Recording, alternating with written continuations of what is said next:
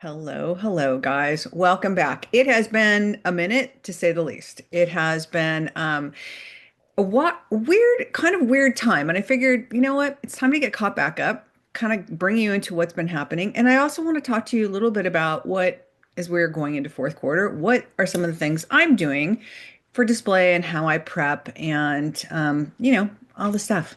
So show recap. I was in Atlanta for 180, and then Las Vegas was busy. It was sales producers. It was Stephen Young for a bit. It was a day of 180. I'll get back to that later.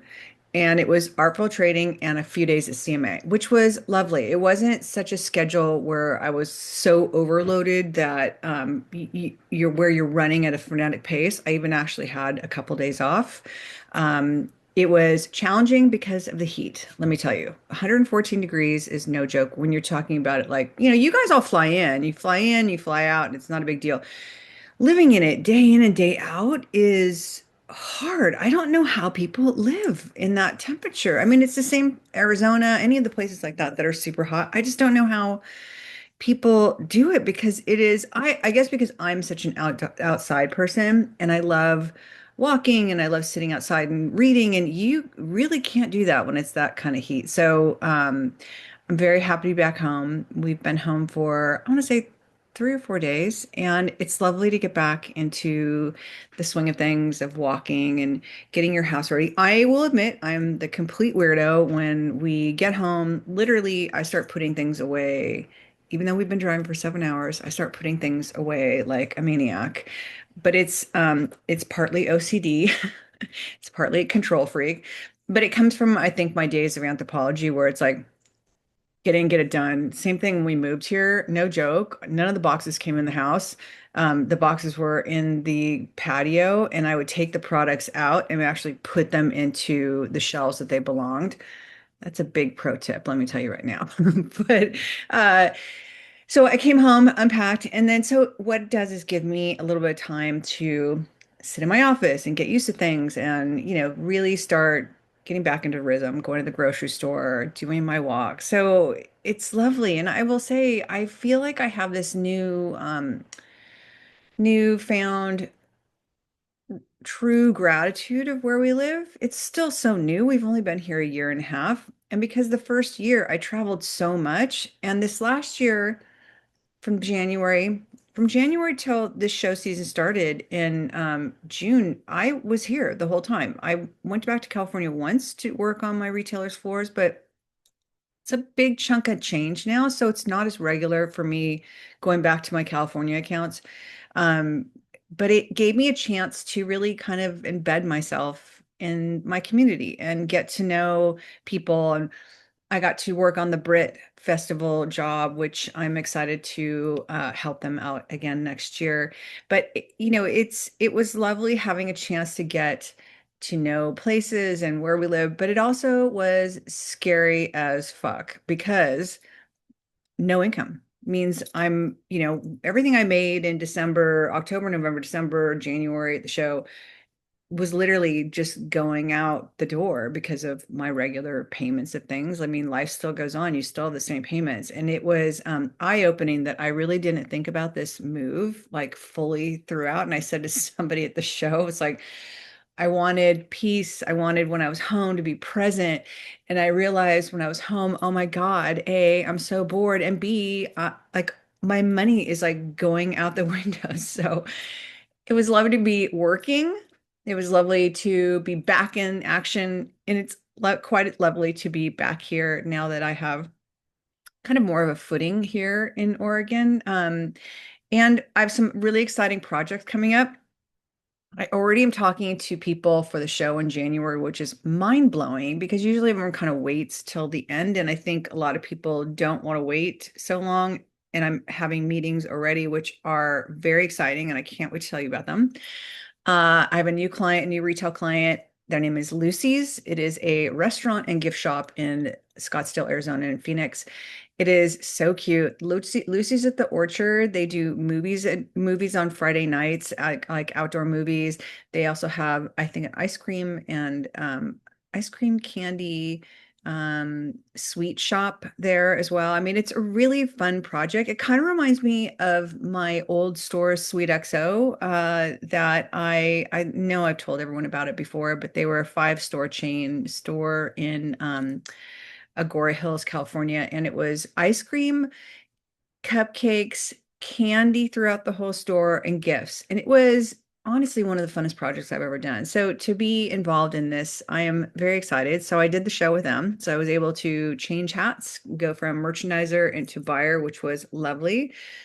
And now I'm home and I have trips already coming up to go walk through Lucy's because I haven't been on site yet. We just did the show together and I have videos and photos. That's a lot of what I do with people, especially when we are Zoom consulting, is that I will have you send in photos and videos of every part of the store so I can get a gauge of A, where you're at with merchandising, and B, the stock levels of the store, what you're carrying. And sometimes I can get a read on the floor plan for sure when it's shot right, I can definitely see where there are floor plan issues. And often it's just the way the tables are turned and whatnot. So have all that, but I'm going to go out and do a walk through their stores actually in a couple weeks here. I think by the time you hear this, I will have already been back from walking their stores. So it just feels really good to be like newness, and especially like a project like this where it's like really meaty and I can get into like I'm helping them curate their buys. We're renovating like all the gift presentations of the location. So it's one of those meaty, fun jobs that I'm super excited about. Okay, 180. All I'm going to say is it just didn't align. I know if you follow me on Instagram, 1 minute I was in 180 and then you never saw anything about it for the rest of the show. There are times that I've walked away from clients, and I will say the best gift of being in my 50s, I'm 60 in 6 months, but one of the best gifts in my 50s was finding my voice and understanding when you're valued and when you're not, and understanding and having the ability to say, this doesn't align with how I work and who I am. And that's all I'm going to say. It didn't align. So I walked away, and it's okay. I mean, you're not always going to align. I'm not always going to align with every one of my clients. And I will say, in doing so and finding my voice and saying that, it took such a huge weight off my shoulders. It was amazing. I was able to go through the rest of the show in such a great headspace. Like it was a really good decision. And I will say this, like if there are things that don't sit right in your gut and they don't make you feel good or you're not happy, find your voice. You don't have to stay and you don't have to keep doing it. Yes, sometimes financially it's like, oh, can I do it? Can I stay? But honestly, the price you pay is so much bigger than if you take a chance and you walk away, because I've said this before, one door closes, 10 more open. And literally, I walked away from that, closed that door, and I had these three other doors open. They were still during the show. I got three separate messages about wanting to work with me in January. And I will say, I will forever trust my gut, because it's one of those things where, yeah, you always hear it's like, if listen to your intuition, or if it doesn't feel right in your gut. And a lot of us often just bypass that because there's financial, there's you feel bad. I'm a people pleaser. I don't want to let anyone down, but there's sometimes you have to. It's not letting them down. Honestly, by staying, it's letting yourself down. So that's all I'm going to say about that. Uh, I'm going to talk a little bit about how I'm approaching shifts with the, well, let me back up. I'm going to go through my process of when I get back from the shows, what I do. I'm working with the three stores. I have all of their POs, or I'm getting all their POs. Printing this amount of POs is nuts. So I'm printing all their POs. I've separated them out by each store. Most of them are duplicate POs. What I need to do now is look at everything, because when you're writing for multiple stores, most of the time you are not leaving with paper. And I hate that. It's really challenging because at the end of the day, at the end of shows, like at the end of the night, I would, like with birds, I would go through everything. So I had an idea of what I spent, and I had an idea of what what direction we were going in. And when you're doing something like this where everyone's on time crunches, we were literally back to back to back appointments. There is something about leaving with no paper at all. And you're, I was making notes the whole way, but excuse me, but it's still, you still don't have the paper in front of you. You still don't have the numbers. So I'm now going through all the numbers, what we spent. I'm looking at each concept because I have specific concepts. I talk about that all the time. Unless you're departmental, I like to buy in concepts. And that way, when I'm looking at things at the gift show, it's like, does this candle go back to anything? Or we love this item. What is it going to go back to? Kids and men's tend to be the exception.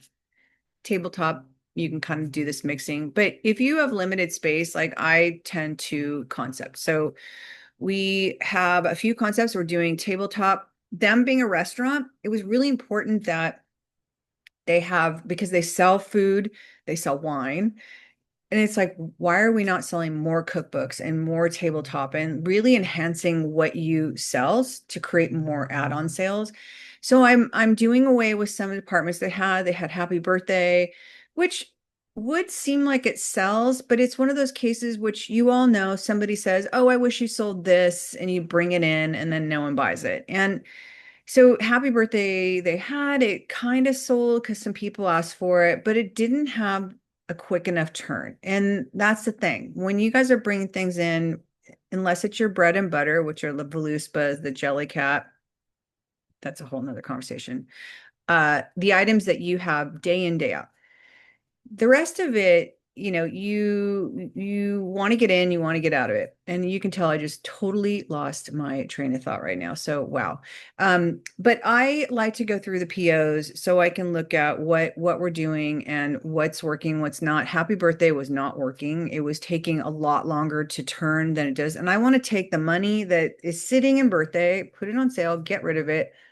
Come the show, we're not writing it. We're going to take that money and we're going to put it towards something that is selling. So for them, tabletop, we're really going to build up tabletop. We're going to continue with the concepts that did well for them, crystals, tarot cards, giftable things like that. Kids, we're going to expand on. Men's, we're going to expand on because men's always seems to be a challenge everywhere. Like, what do men like? So I'm, going back to my roots of Burt's Pharmacy and what we did at Sweet XO, or just like fun men gifts, great books, socks. Sorry, guys, socks are, and especially now that socks are so cool.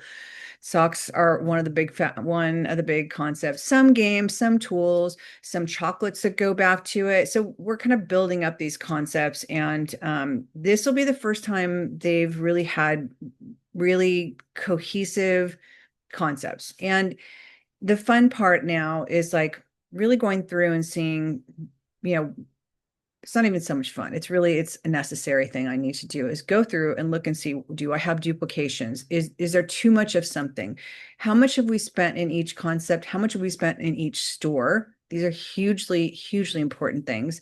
They have a reporting system that was not on departments before. It's a restaurants thing, so they could show you the margins. They could show you what the products were. It could not give me sell through on like, let's type in what books are doing, what's driving your business. And again, this is one of those things I talk to you guys about a lot, is that reports don't lie, numbers don't lie, and they are so important. So they now are transitioning into every single item has a category. So when we get this all set up and all these new concepts come out, I can really look at once a month, look at their numbers and see what is driving the business and where are people going. And as time will go on, I will be able to say, let's get rid of that. It's not moving fast enough. And same thing, let's take the money that we put into that and let's put it into what is driving the business. So now that they have these reports and now that their systems are getting updated with this, it'll be great to be able to see this. So I'm going to go through all the numbers. I'm going to make a visit to their store. We're going to walk through everything. Now that I know what the numbers are, now I know how kind of big the concepts look on paper.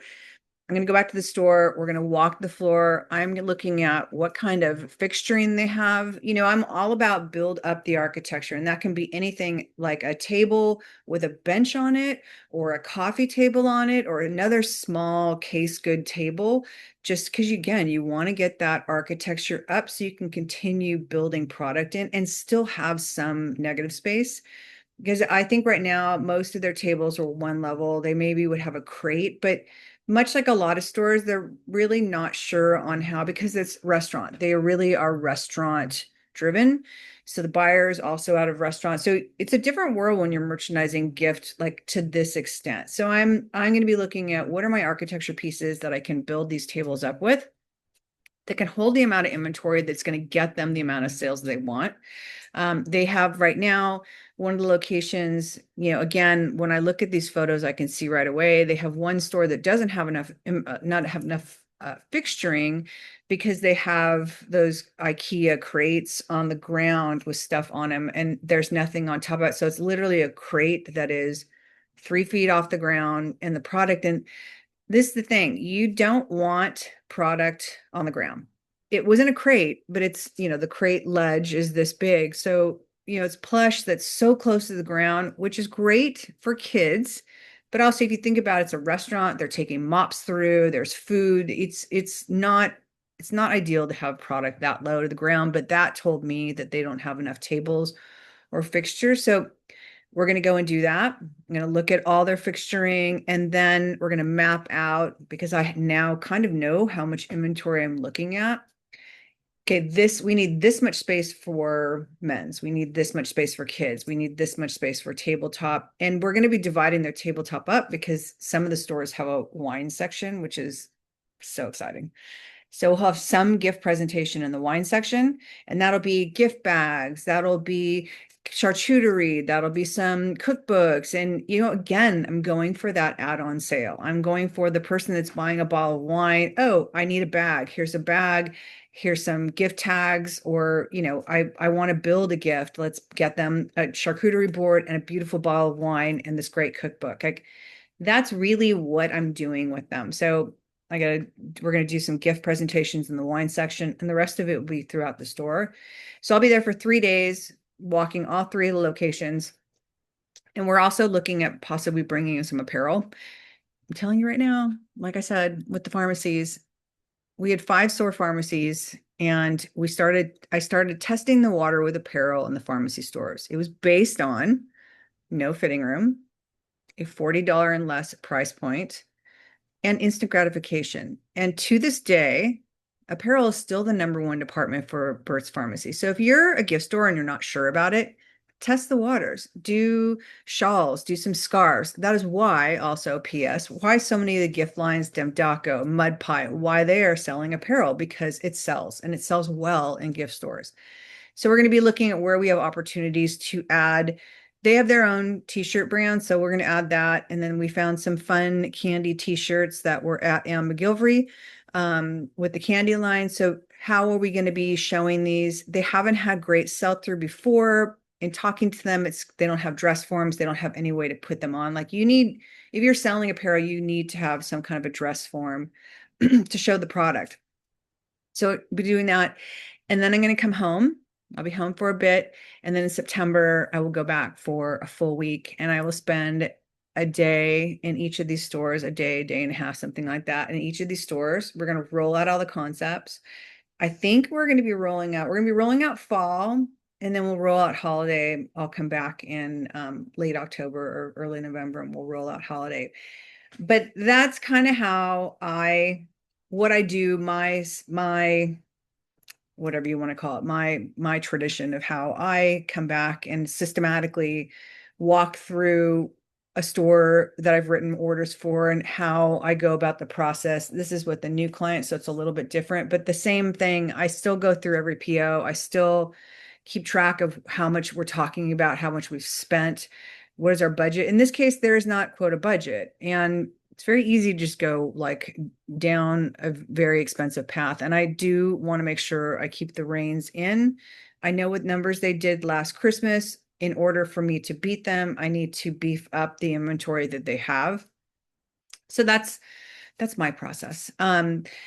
One of the things I will tell you that I want to talk to you guys about, and it will also be in the column. If you don't know, I've got a column now in Gift Shop Plus magazine. It is a quarterly magazine. So my next article is going to be just about what I'm talking about right now, which is floor shifts.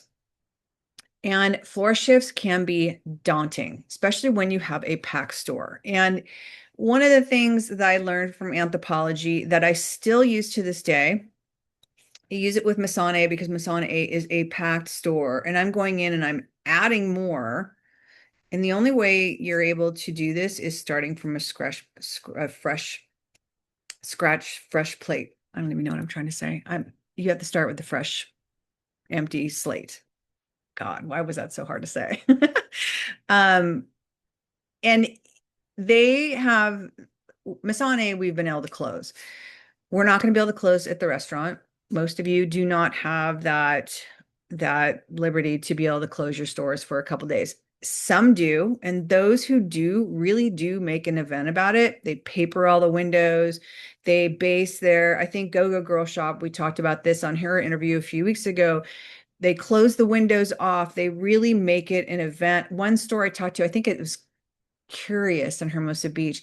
He covers the whole window and he cuts out one little tiny square so you can kind of peek in and get an idea, but you don't get the whole big picture. So there is something great about being able to close your store. If you are okay financially and able to do it, or you want to create that impact of when you do open the doors, plan events around it. Social media, talk about what you're doing, give people sneak peeks, do the little window thing, but make an event out of it. For the restaurant, we're not going to be able to, and for most of you, you can't. So this is how I took care of how I did it in Anthropology, and this is how I still continue to do it for Masane, how we're going to be doing it at Lucy's.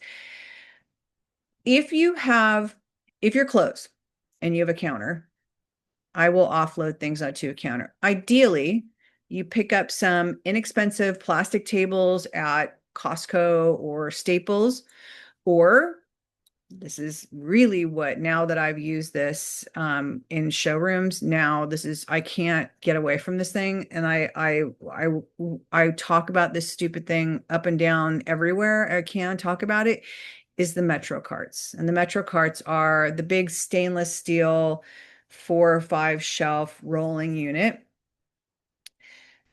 Those or a busboy cart.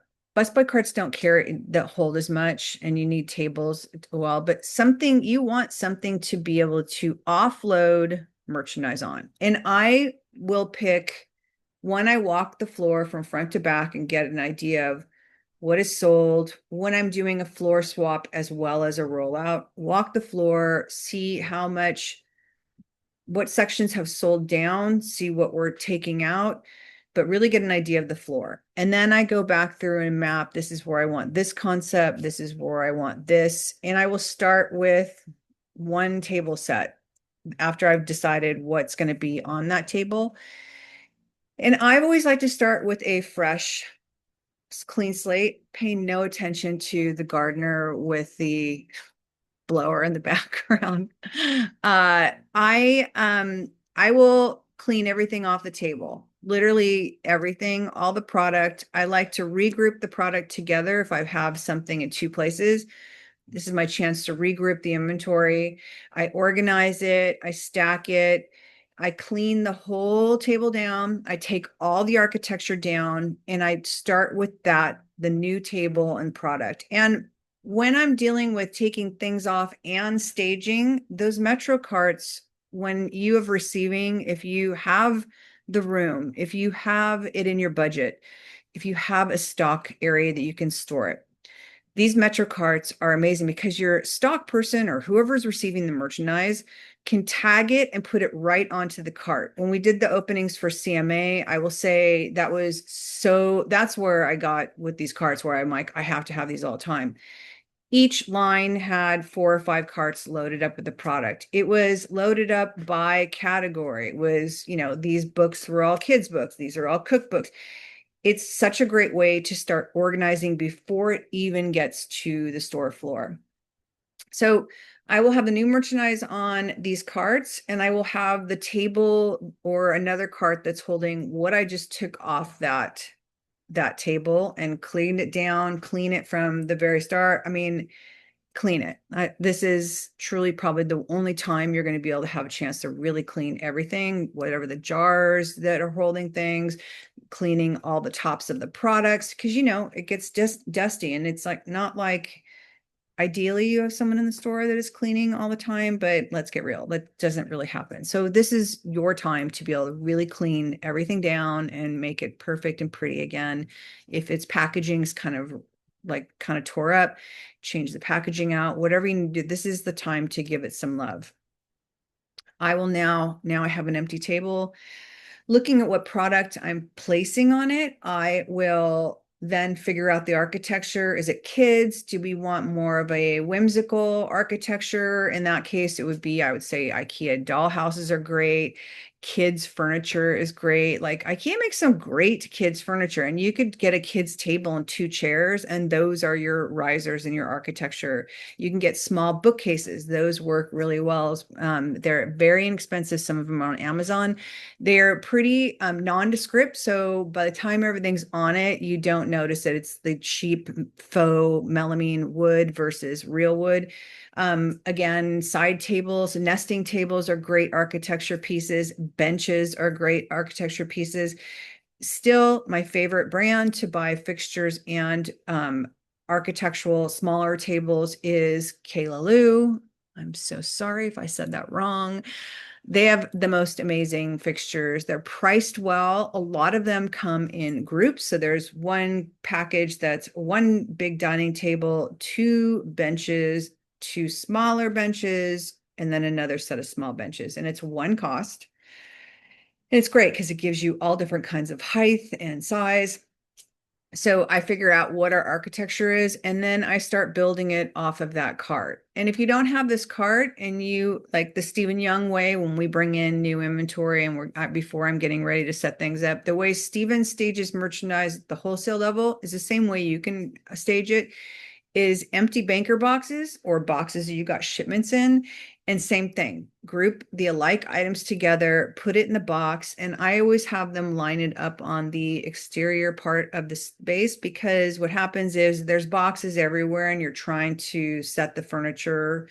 It's very challenging. So if you keep it kind of all out on the outskirts, you can see where it is. You're not tripping over it. Your customers aren't tripping over it. And you can still make shifts on your floor with furniture. So I will go through and like literally start building my tables. Now that I have my architecture, my rule of thumb is the biggest pieces that I have. So if they're big candles, big bottles, big plush, whatever it is, biggest pieces first. And then I start adding in the smaller pieces. And then the last things to go on are the things that are like this big, that do I need to show them on a book? Do I need to show them on a wood slice? Just because when things are this big and you have a full section of stuff, they often get lost. So I like to kind of call them out, and whether I put it on a piece of wood or a tray, if it's something personal care, something like that. But those are your last things to go on. But I will also take a look at the ratio of smalls to books and like some of the bigger, blockier pieces, because those will help you set up your pattern versus like rows and rows and rows of books, or rows and rows and rows of bottles or something like that. I always like to create a pattern. So it would be a stack out of something, a jar of something next to that, a couple rows of something. And then I repeat that pattern as I go. But I also like to make sure there are plants and there's softer green things in there. So it's not just all hard. And, you could do it with live plants. A lot of people sell ferns and live plants. Live plants are beautiful. When I was doing Bristol Farms merchandising for then buyer Kim, um, I was pulling plants out of their plant section, and I was pulling fresh fruits and vegetables, lemons and limes out of their section. Same thing, it's cross merchandising. And if people picked those pieces up and bought it from the display, that's kind of the idea. But it gave the merchandising a softness where it's not all hard, and it added to that lifestyle statement. One of the things that I love is that we're going into fourth quarter, which is hands down my favorite time of year. Not only just the holiday part of it, but fall. Fall is one of my favorite play times. And I will tell you right now, because in Oregon, I guess when we were gone, it was really hot. And where we are in Oregon, Medford, there's two mountains in between us. So we're kind of the floor of the valley. So it gets really hot here. And like this morning, it was 58. I went walking with my girlfriend up in the mountains. It was lovely. It was actually kind of chilly. And instantly, I mean, it just turned August, but instantly I'm like, oh my God, I want fall. I want to start burning like apple candles and pumpkin candles. I want it, I want it to feel like fall. It's like, slow down. But that's where my head goes. It's also because of retail, because I just get excited about the change of seasons. And honestly, yeah, let's be real. After being in Las Vegas for as long with 114-degree temperature, I am so ready to don a sweater. Maybe not 100% ready, but I'm really ready to feel like fall. So one of the things I like to do when we're setting fall, and one of the props, my favorite prop at all of all, is corn stalks. They dry, much like my bread that I love, they dry beautifully. And they're very accessible. Like for if you're in LA, you can get them at the flower market. If you're in more rural areas, I'm sure there's a million farmers markets that you can actually, like for me, there's a farmers market, or there's a corner stand. And it's a husband and wife, and that they bring in all the pears that they sell and the apples that they grow and whatnot. And I asked them, can you get corn stalks? And she's like, yeah, we have corn. It's not ready to sell yet, but we have all the stock. So I asked her for two big bundles of corn, and it's like, I mean, I think in California at the flower market, it was 35 a bundle, and I think it was like 6 stems. Here out if you're in rural areas, it's probably $10 a bunch and a bundle. So I love to use those, and I like to tie them like if I have bookcases. I like to flank the bookcases with them, tie them onto the sides, and I'll find a big, wide, gross grain ribbon. If you want to tie it into fall, use like those burgundy colors or a hunter green. If you're tying it into Halloween, black, either black gingham or just black gross grain, or wired what is it called? I can't even think of the name. Burlap. Wired burlap. And do a big bow like that, and then pumpkins. And the uglier the pumpkins, the better. For those of you who are in Southern California, you know Rogers Gardens. It is hands down the most magical place. They have miles of amazing pumpkins. If you are anywhere, there is a terrain store, which is Anthropologie's version of the nursery gift shop. I mean, Terrain Philadelphia had the most insane pumpkins I've ever seen. And to me, that just even looking at it at this time of year, it just evokes all this like, I can't wait for fall. And that's what I want to do for my customers. And that's the feeling that I want to evoke with the customers for Lucy's. And that's the feeling you want to evoke for your customers, whatever that feeling is. For fall, though, corn stalks, pumpkins, all those yummy, yellowy, orangey, green, the funky heirloom pumpkins, like that to me is the epitome. And then start layering in all the products. And you don't even have to have, like, we didn't write a lot of fall. I'll be honest, I am sort of afraid of writing holiday specific merchandise. There's some beautiful, beautiful pieces, and I'm not writing it, but we all know Hobby Lobby, Michael's, Joann's is gone, Home Goods. If you've been in Home Goods now, you know they're full on Halloween and fall. And it's very hard, I think, as a retailer when you have those elements around you all the time. So what pieces I did bring in are few and far between, and I'm really relying on leaning in to the whole space feeling like fall.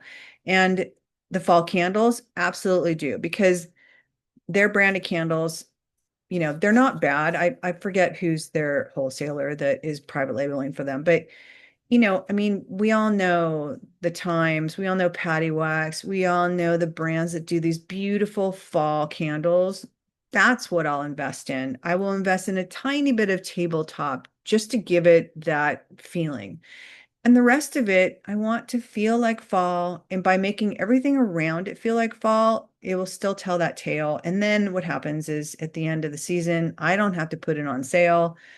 If there's a few pieces left, if there's enough of a story, I will pack it away till next year. But by far and large, I really want the everyday merchandise to feel like fall versus in your face. It has a pumpkin where I'm competing with the Hobby Lobbies and the Home Goods and whatnot. And gotta say, they got a good game, but they are way ahead. So by us setting it up, I'm actually setting it up a little bit later than I'd like, but there's no way around it. It is now, I'm glad we only wrote a little bit of it because we're really going to make everything else look like fall. And then I don't have to worry about what's going on sale and what's not.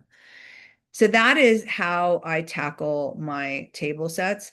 Once that one is done, the stuff that's on the counter, some of it I will look at and kind of like, I take it back. The stuff that's on the counter, if I have now an empty cart or a table, another table, I will shift that over. But I have to constantly shop off that table because for the most part, I'm dismantling almost every display. And it's not like, oh, this went together and this went together and they still need to go together. I am literally taking this is going to go in a totally different section and the other piece is going to go in another section. So I am truly reinventing our product.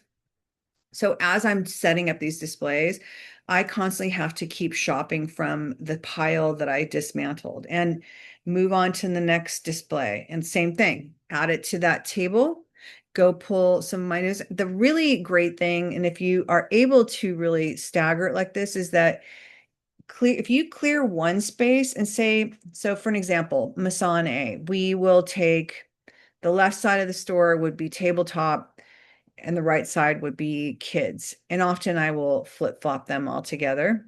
So I will clear one whole section. So when it was tabletop, I cleared the whole tabletop sections. And again, clearing it and keeping things organized, all the cookbooks together, all the foods together, all the riser pieces together, all of the tabletop dishware, accessories, all of it. Make sure it's together by group as well as by style. Because if you have a little bit of it here and a little bit of it there, it's like an Easter egg hunt and you're constantly like, make sure I have it all. Just group it all together from the beginning. It's a lot easier, trust me. Same thing, wipe the whole thing down, take all the architecture away. And now I have a whole blank space. And since I'm looking at moving the stuff from the right-hand side to the left-hand side, I don't even have to dismantle the kids. I literally will take it off the shelves and walk it over to where I want it and build it into the store right then and there without having to upheave more of it. So after I've moved everything over from kids, built it right into the section that's been cleared, now that section is empty. So now I can clear that down, take all the risers, whatnot down. And now with the stuff that I cleared, that I've stacked up, organized, now I just walk that right over into the section. So it creates a very easy domino effect to be able to do and redo when you do it like this. It gets shifts are chaotic. Stuff is everywhere. But if you keep it kind of concise and you deal with one table at a time or one wall at a time, and if you're able to walk it over from one area to another, if not, if you have a cart, again, those Metro carts are amazing. You could offload the whole thing into the cart, pull the cart over to you, and same thing, start feeding it into the walls. For fall, look at your risers, start thinking about old books, start thinking about wood slices. Wood slices are the best. I would suggest putting them in the sun, doing a little bit of a clear coat on them because we have run into problems where we haven't done that and bugs are bugs in trees and you've ended up with like bug mealy stuff around the product, which is not good. So let it dry in the sun for a couple days. Or if you're buying them from, say, the flower market, they pre-dry them out. So make sure they're all dry. If they're not, let them sit in the sun for a little bit, put a little bit of clear coat on it. But those make some of the best risers. And for tabletops, I love when you can get like big tree trunks as risers. You can get these from your gardeners, or if you know a gardener, ask them if they're cutting trees down to save you some of the trunks. They are free. They're amazing. They help tell that story, and it gives you that texture for the display. And they make amazing risers and amazing, just little ways to call things out. I love the big trunks if you have a big table and you have room for them.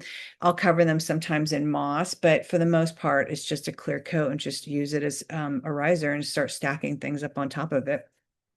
Um, I think for fall, the other thing too is along with the pumpkins, gourds, they sell them, I think, at Trader Joe's. They sell them in bags. I like using them personally in bowls, in tabletop situations, just so you can show something in use. Again, it's all back to telling that story and evoking that feeling of holiday. Like I can't drive that message home enough.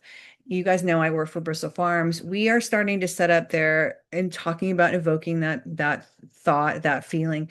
We start setting up their holiday, Christmas, full on lit garland, decorated October 20th. And the reason being is that we used to set it up later.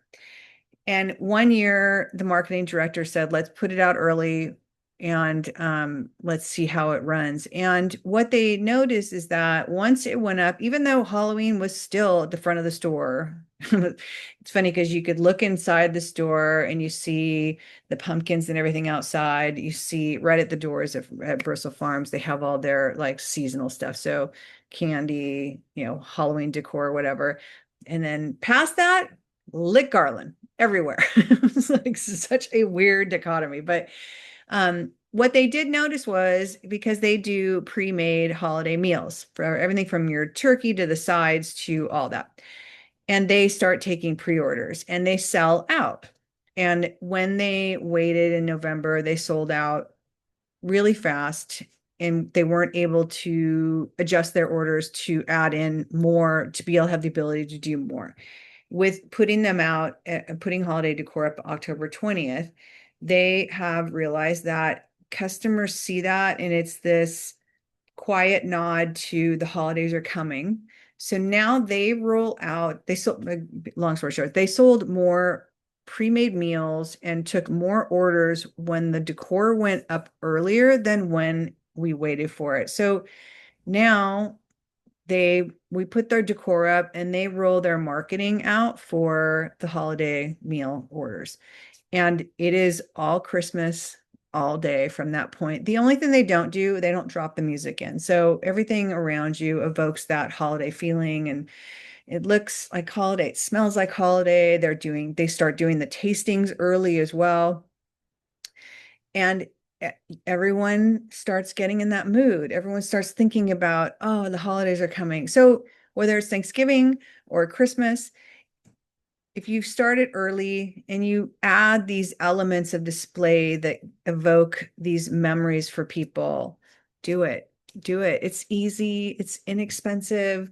It just takes a little bit of planning, but honestly, it is so worth it, especially when it comes to the ultimate end goal of what it looks like and this beautiful holiday layout, whether it's Halloween or Thanksgiving or Christmas, but it has this feeling when you look at it as one holiday or the holiday or whatever it is. So that's my breakdown on how I do these setups. Again, the article is going to be out in the Gift Shop magazine, Gift Shop Plus. It's a shortened version, what you just heard, but I am going to be talking about that because it is around the corner, whether we like it or not. And I want to remind everybody that if you want to submit your questions, Susan and I are going to be recording the next Submit Your Store or next Shelf Talk here in a couple weeks. She is still on gift show setup. She and Fabian and the team from Harper Group left literally directly after Las Vegas setup ended. They all flew to New York. They set up New York now. She will be back. She's going to have some time off. We're going to record after. You can submit any questions you want us to answer. I just printed out the last set of questions we've got to cover, but you still have time. If you listen to Last Shell Talk, we go into extensive detail of what we would do and what our advice is. So if you have a question or you need some suggestions on displays or what to do with dead space or whatever it is, send in your question. Same thing, go to, I believe this form is on Retail Horror Podcast, retailhorrorpodcast.com as well. Up in the corner, there's either submit your store or ask Susan and Michelle a question. And again, if you want to be on the show and you want to tell people the story of if you have an interesting story, if you want to tell people about how you started and what you do and what works for you and what doesn't, go to the same website, retailhorror.podcast.com, and go up to submit your store, fill out the application, and let's chat. So that's it, guys.